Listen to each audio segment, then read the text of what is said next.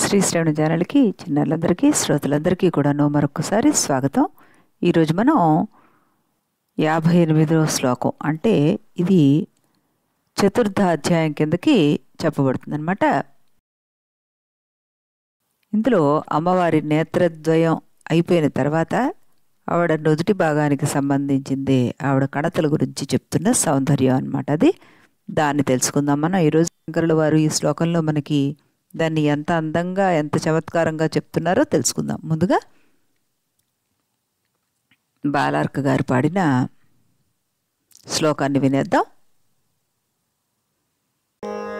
అరాళం తే పాళీయుగళ మగరాజన్యతనయే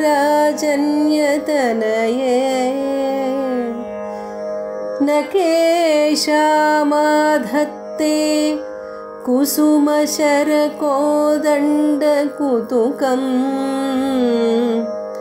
తిరశ్చీనో యత్ర శ్రవణపథముల్లంఘ్య విలసన్నపాంగవ్యాసగ్నో దిశతి సరసంధానధిషణాం.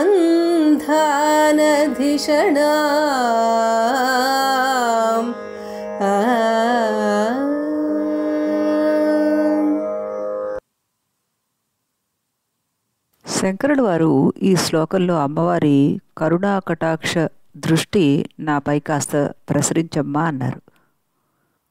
మన బాలార్క గారు పాడిన ఈ శ్లోకంతో అమ్మవారు మన అందరి మీద కూడాను ఆ దృష్టి ప్రసరిస్తారని ఆశిస్తూ ఆవిడికి మరొక వారు ధన్యవాదాలు తెలుపుకుంటూ ఈ శ్లోక ప్రతిపదార్థ తాత్పర్యాలని విందాం. ఓ జగన్మాత, అగరాజన్య తనయే అంటే హిమవంతుడి కుమార్తె అయిన పార్వతీమాత, అరాళం అంటే వంకరగా ఉన్న, తే నీ యొక్క, పాళియుగళం చెవి తమ్మెల జంట, కుసుమసర అంటే పుష్పములతో చేసినటువంటి బాణములు, బాణములుగా గల మన్మధుని, కోదండ ధనస్సు యందలి, కుతుకం ఉత్సాహమని, కేశాం ఎవరికి, నా ఆధత్తే అంటే కలగదు, యత్ర ఎక్కడ, తిరశ్చీన అంటే అడ్డముగా, తవ నీ, అపాంగ క్రీగంటి యొక్క, వ్యాసంగ ప్రసారము, శ్రవణపథం చెవుల మార్గమును, ఉల్లంఘ్య దాటి, విలసత్ ప్రకాశిస్తున్న, సరసంధాన బాణం ఎక్కుపెట్టుట అందలి, దిషణాం బుద్ధిని, దిశతి కలుగజేస్తోంది అంటూ దీనికి ప్రతిపదార్థం వచ్చింది. మరి తాత్పర్యం, అమ్మా పార్వతి, నీ కడతలు చూస్తే మన్మధుడి కోదండంలో ఉందని ఎవరికి అనిపించదు చెప్పు. ఎందుకంటే నీ కటాక్ష వీక్షణలు కణతలు దాటి చెవులను దాటి ఎక్కుపెట్టిన మన్మథ బాణంలాగా కనిపిస్తున్నాయి. అందమైన వంపులతోటి సొంపుగా ఉన్న నీ కణతల జంట ప్రదేశం చూడగానే పుష్పబాణాలను ఎక్కుపెట్టిన మన్మధుడి వింటి సొగస అనిపించేలా ఉంది. దానికి కారణం ఏంటంటే అది వంగిన విల్లులా ఉండడం. నీ కృపావీక్షణ విలాస ప్రకాశం ఉంది చూసావు, అది బాణంలాగా నీ చెవుల వరకు చేరుతుంది, దాన్ని దాటి కూడా వస్తుంది అంటూ తాత్పర్యం వస్తుంది అనమాట మనకి.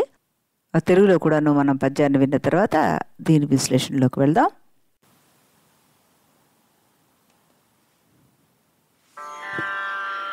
అమ్మా నీ చెవి మధ్యగానరుగు, నీ అక్షిప్రభాపాంగ మార్గమున్ మార్గణమట్లు గల్గిన, భవత్కర్ణాక్షి మధ్యస్థ రూపముల్ చూడగా దోచది, సుఖ విభావం మందు శ్రీపుత్ర చాపమునగూడు, శరప్రయోగమును శుభ్రాశు ప్రభాగోత్రజ. అనురాధ గారు మనకు ఎంతో చక్కగా దీన్ని పాడి వినిపించారు. ఇప్పుడు ఈ శ్లోకంలో మనం ముందుగా చెప్పుకున్నట్టుగానే అమ్మవారి కణతలకి సంబంధించిన విషయాన్ని మనకి స్ఫురింపజేస్తున్నారు శంకర భగవత్పాదుల వారు. ఆయన ఏం చెప్పదలుచుకున్నారు? ఆయన ఆవిడ కడతలకు కూడాను కటాక్ష ప్రసారం ఉంది అంటూ చెప్తున్నారు. ఎలాగా?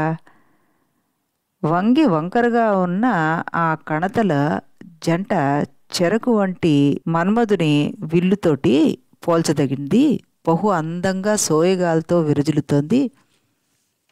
నీ కనుకొనల యొక్క కటాక్ష ప్రసారం అడ్డంగా తిరిగి చెవిత్రోవను దాటి మెరుస్తూ బాణములు సంధింపబడినట్లుగా భ్రాంతిని కలగజేసి అక్కడ అమ్మ చూపులు విరుతూపులైన బాణాలు అనడంలో సందేహమే లేదనమాట. ఎందుకంటే వంగిన విల్లు లేదా ఎక్కుపెట్టిన విల్లు వాటి నుంచి వచ్చే బాణాల పరంపర సహజంగా జరిగేది. ఇక్కడ వర్షించేవి ఎలాంటి బాణాలు మరి? కరుణా కటాక్షాలనే చూపుల బాణాలు. అవి కడగంటి నుంచి మొదలై చెవుల పర్యంతం దాకా వచ్చి అవి దాటి కూడా వెళ్ళిపోతున్నాయి అంటూ చక్కటి విశ్లేషణ ఇచ్చారు ఆచార్యుల వారు. ఇక్కడ దాన్ని మన్మధుడి విల్లుతోటి మనకి పోల్చి చూపించారనమాట.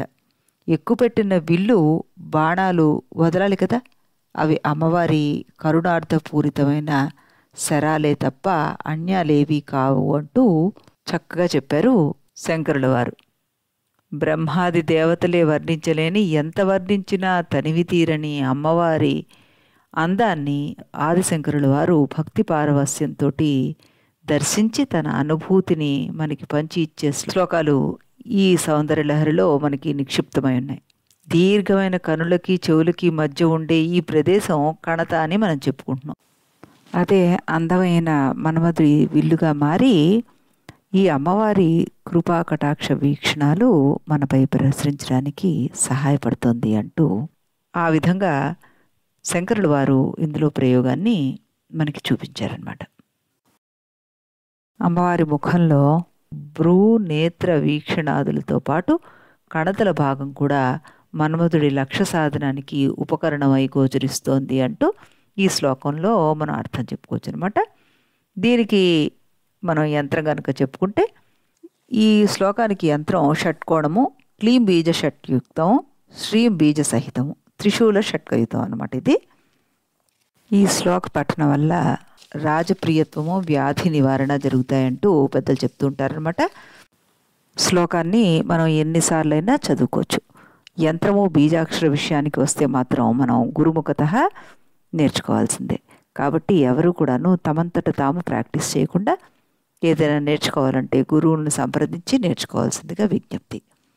మళ్ళీ మనం రేపు ఇదే సమయానికి ఇదే ఛానల్లో కలుద్దాం. అంతవరకు సెలవు.